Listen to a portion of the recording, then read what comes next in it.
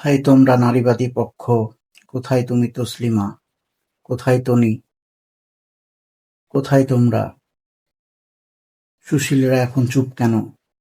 দেশে একের পর এক হত্যা হচ্ছে, ধর্ষণের মতো নির্লজ্জ ঘটনা ঘটছে। সুশীলরা চুপ কেন এখন? আমাদের দেশেই আমরা কতটা অনিরাপদ। ক্ষমতা, শক্তি, টাকার জোর, প্রভাব আর পেশি শক্তির কাছে আমরা নিরুপায়।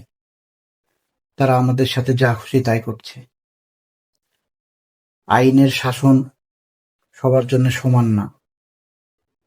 দেশের এই চরম বিপদে আমি হাদী ভাইকে অনেক মিস করছি। হাদী ভাইয়ের মতো সত্য কথা কেউ বলতে চায় না। হাদী ভাই কোনো দলকে ছেড়ে কথা বলতো না, অন্যায়ের প্রতিবাদ করতো সবসময়, সে যেই দলই হোক বা দলের বাইরে হোক। তিনি কাউকে ছেড়ে কথা বলতেন না। এতক্ষণ যদি জনাব ইউনূসের হাতে ক্ষমতা থাকত, অবৈধ মুনাফেকিরা, বাম ডান রাম শাহবাগীরা দেশ কাঁপিয়ে ফেলত, মানববন্ধন করত, সংবাদ সম্মেলন করত।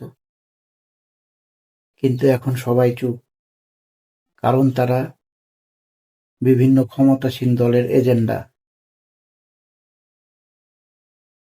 সবাই নিজ নিজ জায়গা থেকে কথা বলতে শুরু করুন। আমাদেরও পরিবার আছে, আমরা নিরাপত্তা চাই। আমরা ক্ষমতাসীনদের কাছে নিজের জীবনকে বিলিয়ে দিতে পারবো না।